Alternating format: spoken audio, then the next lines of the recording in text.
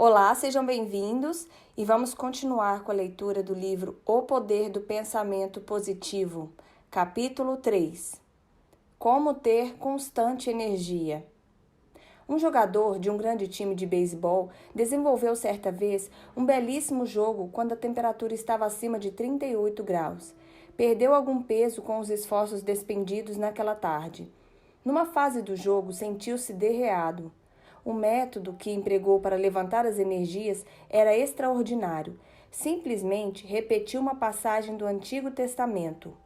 Mas aqueles que servem ao Senhor devem renovar suas forças, deverão subir com asas como as águias, deverão correr e não se sentir cansados, e haverão de andar e não desfalecerão. Isaías 40:31. Frank Hiller, o jogador que teve essa experiência, contou-me que, ao recitar esse versículo, no momento culminante do jogo, sentiu renovar-lhe a energia e pôde, assim, terminar a partida com força, ainda de sobra. Explicou essa técnica, dizendo: fiz com que uma potente ideia geradora de energias me atravessasse o espírito. O modo de pensar tem uma influência decisiva no que sentimos verdadeiramente no físico. Se seu espírito diz que você está fatigado, o mecanismo do corpo, os nervos e os músculos aceitam esse fato. Se ele está fortemente interessado, você poderá prosseguir com a sua atividade indefinidamente. A religião funciona através de nossos pensamentos. De fato, é um sistema de disciplina do pensamento. Fornecendo atitudes de fé no espírito, ele poderá aumentar a energia. Você poderá exercer prodigiosa atividade, sugerindo a si mesmo que você dispõe de amplo apoio de fontes de energia. Um amigo que tenho, um homem enérgico, cheio de vitalidade e vigor, costuma dizer que vai regularmente à igreja a fim de carregar novamente as baterias. Seu conceito é profundo. Deus é a fonte de todas as energias, a energia do universo, a energia atômica, a energia elétrica e a energia espiritual. De fato, toda forma de energia emana do Criador. A Bíblia ressaltou esse ponto quando diz: Ele dá energia ao fraco, àqueles que não têm força, Ele aumenta a resistência. Noutra passagem, a Bíblia descreve o processo de se dar e restaurar a energia. Nele vivemos, isto é, temos vitalidade, nos movimentamos, temos energia dinâmica e temos nosso ser, atingimos a perfeição. Atos 17:28. O contato com Deus estabelece dentro de nós um fluxo do mesmo tipo da energia que torna a criar o mundo e renova a estação da primavera todos os anos. Quando, em contato espiritual com Deus, através dos processos de nossos pensamentos, a energia divina flui através da personalidade, renovando automaticamente o ato criador original. Quando se quebra o contato com ela, a personalidade perde gradativamente a sua força corporal e espiritual. Um relógio elétrico que estiver ligado a uma corrente não cansará e continuará sempre a marcar a hora certa. Se desligarem a corrente, ele parará. Em geral, esse processo exerce influência na experiência humana, se bem que de maneira menos mecânica. Faz alguns anos assisti a uma conferência no decorrer da qual o orador declarou perante numerosa assistência que não tinha sentido fadiga durante 30 anos. Explicou que 30 anos antes havia passado por uma experiência espiritual em que, pela renúncia, fizera contato com a força divina. Daquele tempo em diante, passou a ter suficiente energia para todas as suas atividades, e estas eram prodigiosas. Ilustrou de modo tão claro seus ensinamentos que todos, daquela enorme assistência, ficaram profundamente impressionados. Quanto a mim, era a revelação do fato de que, em nosso eu interior, podemos servir-nos de um reservatório de ilimitada energia em nosso ser, sem que isso nos prejudique. Eu tenho estudado e experimentado durante anos as ideias que esse orador expôs e que outros enunciaram e demonstraram. Estou convicto de que os princípios religiosos, quando cientificamente utilizados, poderão desenvolver um fluxo de energia ininterrupto e contínuo no corpo humano e no espírito. Tais descobertas foram corroboradas por um preeminente médico com o qual estive discutindo acerca de certo homem que conhecíamos.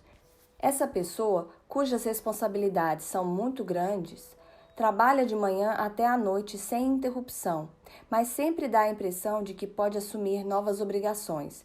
Tem a faculdade de executar seu trabalho com facilidade e eficiência. Comentando com o médico, disse que esperava que essa pessoa não se sentisse excedendo e, com isso, viesse a ter um desequilíbrio nervoso. O médico meneou a cabeça e respondeu: Não o creio. Como médico dele, não acredito que haja um desequilíbrio. A razão está no fato de ele ser muito metódico. Não desperdiça energia, trabalha como uma máquina bem regulada, dirige as coisas com facilidade e carrega a carga de suas responsabilidades sem esforço. Não despende uma grama de energia, mas toda a sua atividade é aplicada com a máxima força. Como o senhor explica essa eficiência, essa energia aparentemente ilimitada? Perguntei. O médico meditou um momento e esclareceu. A resposta é a seguinte: ele é uma criatura normal, bem equilibrada e, o que é mais importante, muito religiosa. Aprendeu, com a sua religião, como evitar a evasão da energia. Sua religião é um mecanismo útil e esplêndido para impedir que a sua energia se perca. Não é um trabalho pesado que esgota a energia, mas sim os distúrbios de ordem emotiva, e esse homem está inteiramente livre disso. É cada vez maior o número de pessoas que começam a compreender que a manutenção de uma vida espiritual sadia é importante para se gozar de energia e possuir uma forte personalidade. O corpo destina-se a produzir toda a energia que se necessita para um período de tempo extraordinariamente longo. Se o indivíduo tiver cuidado razoável com o corpo, no ponto de vista de uma dieta apropriada, exercícios, sono, não cometer abusos de ordem física, o corpo produzirá e manterá uma energia surpreendente e permanecerá de boa saúde. Se o indivíduo dispensar idêntica atenção a uma vida emotiva bem equilibrada, a energia se conservará. Mas, se permitir que a energia, em razão de causas hereditárias ou de reações oriundas de uma natureza débil, se perca, você se verá privado de força vital. O estado natural do indivíduo, quando o corpo e o espírito trabalham harmoniosamente, é o de uma contínua reposição de energias que se tornam necessárias. A senhora Thomas Edison, com quem muitas vezes discuti os hábitos e características de seu famoso esposo, o maior gênio inventivo do mundo, contou-me que era costume dele, quando voltava para casa, após muitas horas de trabalho em seu laboratório, deitar-se no seu velho sofá. Declarou que ele logo adormecia com a mesma naturalidade de uma criança. Tinha assim um repouso perfeito. Passadas 3 ou 4 horas, às vezes 5, ficava completamente desperto, bem disposto e ansioso para voltar à sua tarefa. Respondendo ao pedido que lhe fiz para que analisasse aquela capacidade do marido de repousar assim, de um modo tão natural e tão completo, a senhora Edison declarou apenas o seguinte: ele era um homem da natureza. Com isso, quis referir-se ao fato de que estava completamente em harmonia com a natureza e com Deus. Nele não havia obsessões, desorganização, conflitos, alternativas caprichosas ou instabilidade emocional. Trabalhava até que lhe viesse a necessidade de dormir, quando então dormia pesadamente, levantando-se depois e voltando para o trabalho. Viveu muitos anos e foi em muitos aspectos o espírito mais criador que surgiu no continente americano. Extraía sua energia de si mesmo, dominando suas emoções e de sua capacidade de repousar completamente. Suas relações, extraordinariamente harmoniosas com o universo, fizeram com que a natureza lhe revelasse seus segredos impenetráveis. Todas as grandes personalidades que conheci, e foram muitas, que têm demonstrado essa capacidade de exercer uma prodigiosa atividade, têm sido pessoas em harmonia com o infinito. Todas elas parecem estar em doce harmonia com a natureza e em contato com a energia divina. Nem todas eram, por assim dizer, religiosas sob o ponto de vista emocional e psicológico. O temor, o ressentimento, a projeção das falhas dos pais sobre as pessoas quando crianças, os conflitos interiores, as obcecações é que desequilibram essa natureza admirável ao alcance do indivíduo, ocasionando assim um dispêndio desnecessário de força natural. Quanto mais vivo, tanto mais me convenço de que nem a idade, nem as circunstâncias precisam privar-nos de energia e vitalidade. Finalmente, estamos despertando para essa íntima relação que existe entre a religião e a saúde. Estamos começando a compreender uma verdade básica até aqui desprezada, a de que a nossa condição física é, em grande parte, determinada pela nossa condição emocional. A vida de nosso pensamento é que regula profundamente a nossa vida emocional. Em todas as suas páginas, a Bíblia fala em vitalidade, força e vida. O mundo supremo da Bíblia é a vida, e a vida significa vitalidade, a ser dotada de energia. Jesus disse essa expressão-chave: vim para que eles pudessem ter vida e para que pudessem tê-la mais abundantemente. João 10:10. Isso não exclui a dor ou o sofrimento ou as dificuldades, mas o sentido claro é que se uma pessoa praticar os princípios criadores e renovadores da religião, ela poderá viver sempre dotada de força e energia. A prática dos princípios acima mencionados servirá para colocar a pessoa no próprio ritmo da vida. Nossas energias se destroem devido a esse ritmo demasiado forte e anormal em que vivemos. A conservação da energia depende de um ritmo pessoal conjugado com a escala do movimento de Deus. Deus está com você. Se você adotar um ritmo diferente do de Deus, acabará destruindo-se. Embora os moinhos de Deus moam vagarosamente, nem por isso deixam de moer de modo perfeito os menores grãos. Os moinhos da maioria de nós moem muito rapidamente e por isso moem mal. Assim que observarmos o ritmo de Deus, começamos a desenvolver uma marcha normal dentro de nós mesmos, quando então a energia começa a fluir livremente. Esses hábitos terríveis de nossa época ocasionam efeitos desastrosos. Um de meus amigos comentou a respeito de uma observação feita pelo seu idoso pai. Disse o pai que nos tempos antigos, quando um jovem vinha cortejar a moça à tardinha, costumava sentar-se com ela no vestíbulo. O tempo naqueles dias era medido pelas batidelas ponderadas e deliberadas do relógio do avô, um relógio com um pêndulo enorme. Parecia dizer: há bastante tempo, há bastante tempo, há bastante tempo. Mas os relógios modernos têm um pêndulo menor e o movimento é mais rápido, parecendo dizer: é hora de trabalhar, é hora de trabalhar, é hora de trabalhar. Tudo é feito aceleradamente e por essa razão muitas pessoas se tornam cansadas. A solução é entrar na sincronização do tempo do Todo-Poderoso. Um meio de fazê-lo é sair num dia de sol, e deitar-se no solo. Encoste o ouvido ao chão e ouça. Ouvirá toda espécie de sons.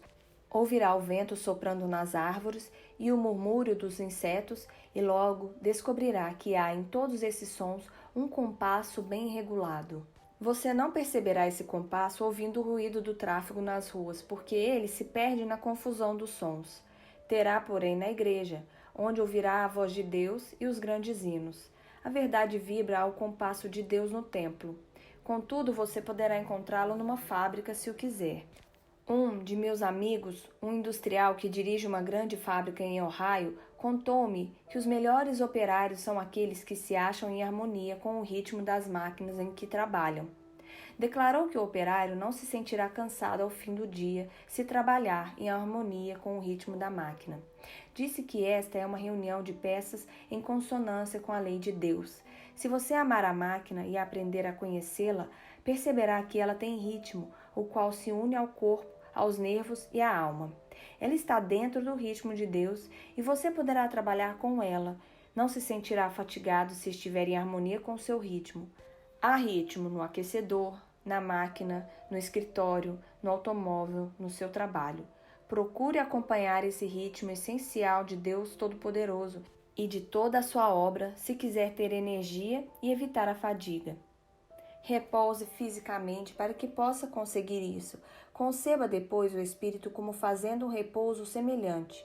Imagine a alma entregando-se à doce tranquilidade e faça a seguinte oração: Querido Deus, vós sois a fonte de todas as energias. Sois a fonte da energia no sol, no átomo, em toda a carne, nos vasos sanguíneos, no espírito. Estou recebendo de vós a energia como de uma fonte ilimitada. Exercite depois a crença de que está recebendo energia. Mantenha-se em harmonia com o infinito. É claro que muitas pessoas se cansam simplesmente por não se interessarem por coisa alguma. Nada as afeta profundamente. Há pessoas que são indiferentes a tudo o que se passa em redor. Não se interessam em saber como vão as coisas. Suas preocupações estão acima de todas as coisas da história humana. Nada lhes faz diferença, salvo suas pequenas atribuições, seus desejos e ódios. Gastam-se remoendo coisas sem importância e acabam, por isso, fatigando-se. Chegam a ficar doentes. O meio mais seguro de não se fatigar é entregar-se a alguma coisa de que se tenha profunda convicção. Um famoso estadista que fez 7 discursos num só dia mostrava-se ainda possuidor de grande energia. Por que não se acha ainda cansado depois de fazer 7 discursos? Perguntei. Porque acredito inteiramente em tudo aquilo que disse naqueles discursos. Não deixo de ter entusiasmos pelas minhas convicções. Era esse o segredo. Ele sentia entusiasmo por alguma coisa e desabafava-o. Você jamais perderá energia e vitalidade procedendo desse modo. Somente perderá energia quando a vida se tornar aborrecida para o seu espírito. Você não tem necessidade de se cansar. Se interesse por alguma coisa, entusiasme-se por algo. Entregue-se de corpo e alma a esse princípio. Não aprisione o espírito, seja alguém, faça alguma coisa, não fique aí sentado queixando-se disso ou daquilo, lendo jornais e esperando que os outros ajam. O homem em plena atividade não se cansa. Se não forem boas as suas causas, não será de admirar que fique fatigado. E será então sua desintegração, o seu mal, o seu grande mal. Quanto mais você se entregar às grandes realizações, tanto mais energias haverá de ter. Não iria ter tempo para pensar em si mesmo e sentir-se presa de suas dificuldades emocionais. Para se viver com constante energia, é importante corrigir as falhas emocionais. Não se terá jamais plena energia enquanto essas falhas não forem corrigidas. O finado Knut Rockne, um dos maiores técnicos de futebol que já tivemos nesse país, declarou que o jogador não poderá ter energia suficiente se não puder dominar suas emoções. De fato, chegou ao ponto de dizer que não toleraria a um homem em seu time que não tivesse uma disposição de franca camaradagem para com seus companheiros. Tenho que conseguir o máximo de energia de um homem, disse, e descobri que isso não será possível se ele odiar outro jogador. O ódio bloqueia a energia. O jogador não entrará em plena forma enquanto não eliminar o ódio e desenvolver um sentimento de camaradagem. As pessoas destituídas de energia tornam-se desorganizadas pelos seus profundos conflitos psicológicos. Os resultados dessa desorganização tornam-se às vezes perigosos, contudo a cura é possível. Pediram-me numa cidade do Oeste Central que conversasse com um homem que havia sido em outros tempos um cidadão muito ativo da comunidade, que havia sofrido pronunciado declínio em sua vitalidade. Seus sócios julgavam que ele tivesse tido um derrame. Essa impressão era causada pela maneira penosa com que se movimentava, a sua atitude extraordinariamente letárgica e o seu completo desinteresse pelas atividades às quais havia dado antigamente grande parte de seu tempo. Sentava-se horas e horas presa de um grande desânimo e muitas vezes chegava a chorar. Exibia muito dos sintomas do desequilíbrio nervoso. Providenciei para vê-lo no meu quarto de hotel a uma determinada hora. A minha porta ficara aberta, de modo que poderia ver o elevador. No momento em que olhei por acaso para o corredor, vi a porta do elevador abrir-se e dela sair um homem que eu esperava. No modo de andar, dava a impressão de que ia cair. Parecia que não teria forças para poder chegar até o meu quarto. Quando, afinal, entrou, pedi que sentasse e começamos a conversar. A conversa era um tanto inútil, pois era sempre entrecortada pelas suas lamúrias. Queixava-se constantemente de sua condição. Mostrava-se incapaz de dar a devida consideração às minhas perguntas. Ao que parece, isso era devido à comiseração que manifestava por si mesmo. Quando lhe perguntei se gostaria de sentir-se bem, fitou-me intensamente e de maneira patética. Sua resposta me revelou o desespero que o dominava. Declarou que daria tudo o que tinha no mundo se pudesse readquirir a energia e o interesse pela vida. Comecei por arrancar dele certos fatos relativos à sua vida e experiências. Eram todos de natureza muito íntima e muitos deles tão profundamente enraizados em seu subconsciente que foi com grande dificuldade que consegui trazê-los à tona. Eles estavam ligados a antigas atitudes na infância, a temores que tinham sua origem na meninice e a maioria deles derivava da influência materna. Parecia que, com o decorrer dos anos, aqueles fatores se tinham acumulado à semelhança de areias no leito de um rio. O fluxo de energia ia diminuindo gradualmente.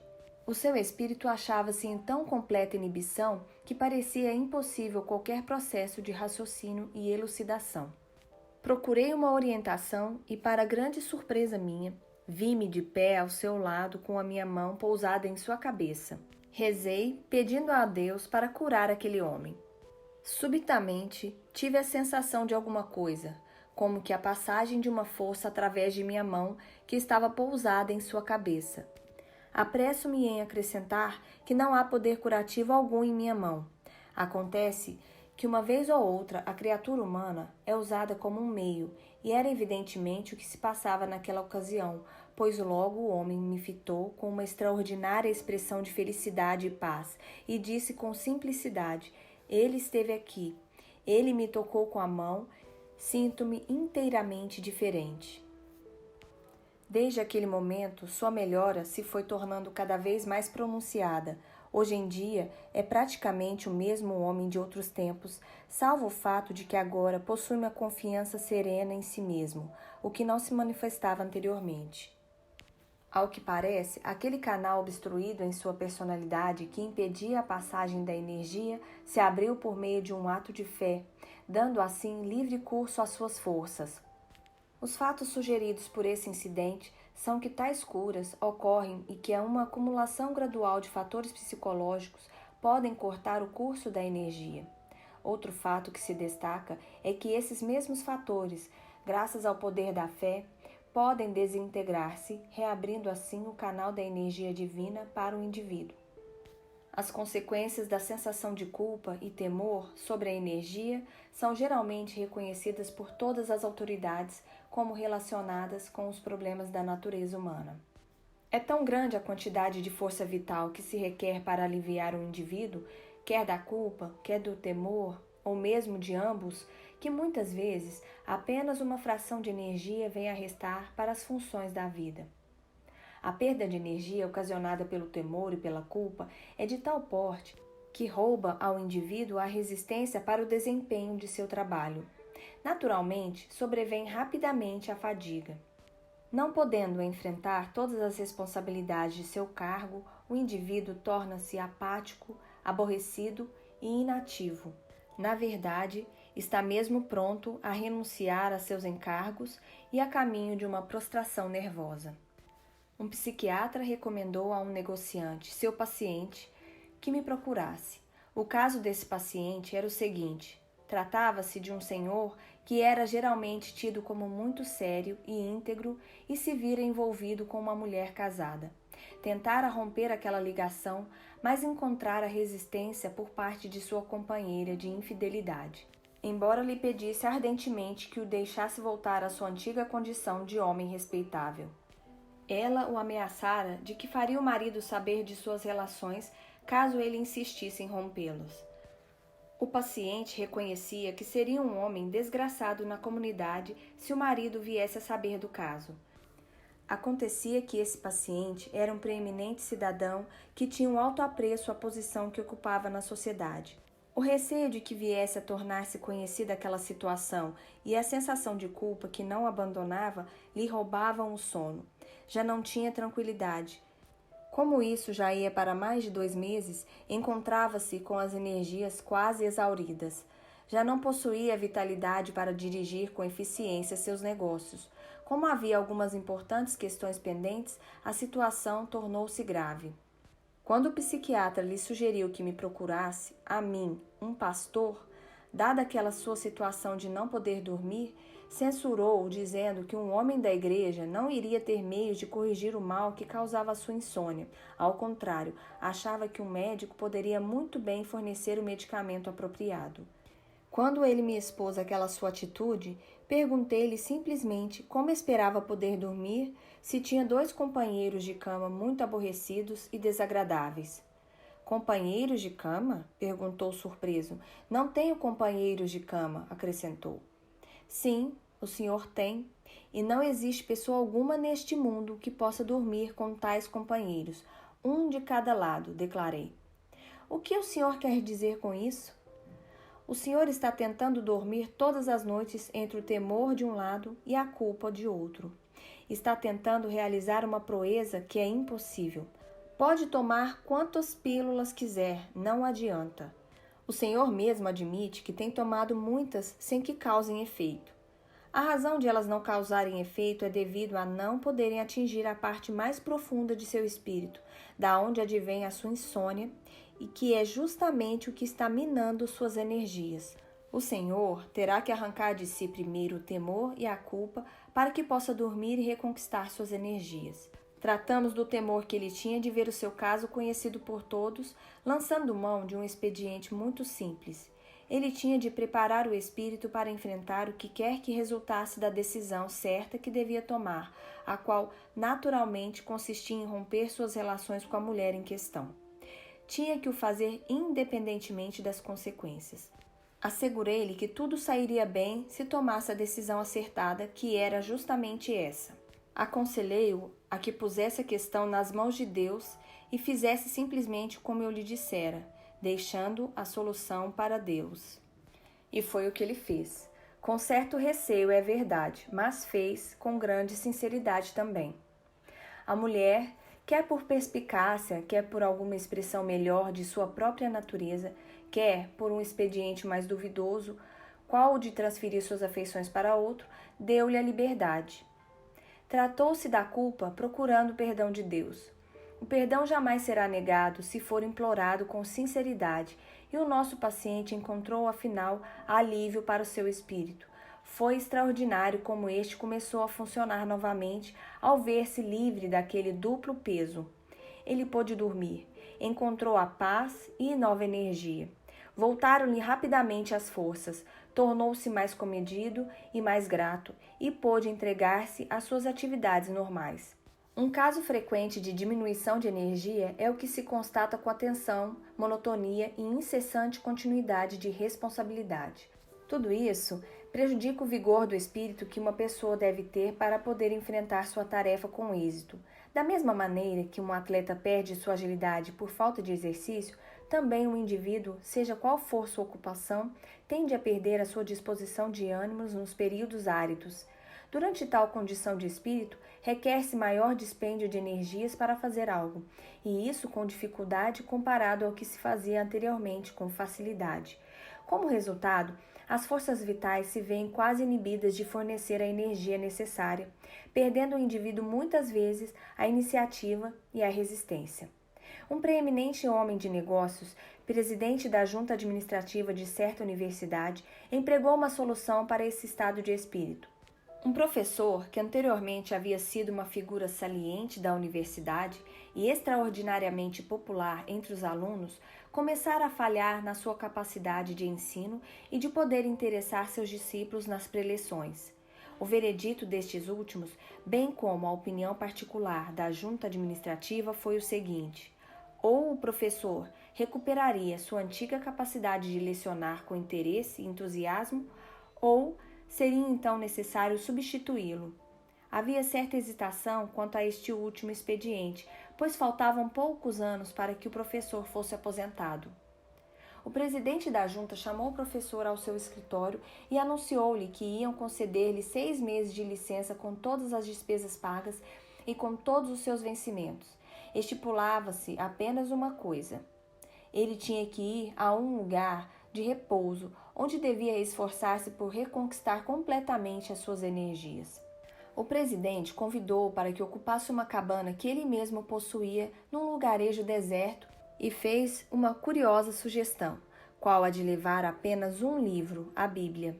Sugeriu a ele que o seu programa diário consistisse em passeios, pescarias e algum trabalho manual na horta, e que lesse a Bíblia todos os dias durante um período tal que o possibilitasse de lê-la toda 3 vezes naqueles 6 meses.